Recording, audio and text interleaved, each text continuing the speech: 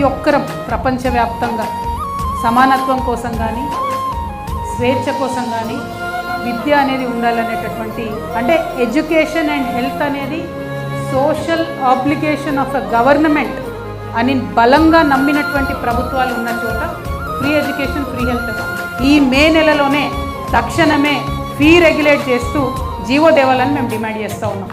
నేను తెలంగాణ రక్షణ సేన తరఫున డిమాండ్ చేస్తూ ఉన్నాను. I'm not only talking about Hyderabad, నేను కరీంనగర్ గురించి చెప్తున్నా, ఖమ్మం గురించి చెప్తున్నా, మహబూబ్నగర్ గురించి చెప్తున్నా, ఆదిలాబాద్ గురించి చెప్తున్నా.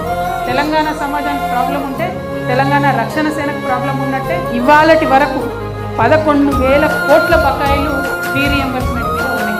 ఆ ఫీ రియంబర్స్మెంట్ ఇయ్యాక డిగ్రీ కాలేజీలు మూతపడే పరిస్థితి, ఇంటర్మీడియట్ కాలేజీలు మూతపడే పరిస్థితి. చదువుతున్నటువంటి పిల్లలు, ఇందాక మానస చెప్పింది, నిజంగా ఫీ రియంబర్స్మెంట్ బంద్ అయితే ఫస్ట్ దెబ్బ పడేది ఆడపిల్లలకే. ఆడపిల్లని ప్రైవేట్ స్కూల్లో మానిపిస్తారు, మగపిల్లగాని మాత్రం అప్పో సప్పో వేసి ప్రైవేట్ స్కూల్లో పంపిస్తారు. ఇది మా బాధ, మా దుఃఖం. మా ఆడబిడ్డలు చదువుకోవాలనుకుంటున్నాం. కాబట్టి ప్రభుత్వాన్ని రిక్వెస్ట్ చేస్తున్నాం, మీరు ఉన్న 11,000 కోట్లు ఇమీడియట్గా ఫీ రియంబర్స్మెంట్ రిలీజ్ చేయండి.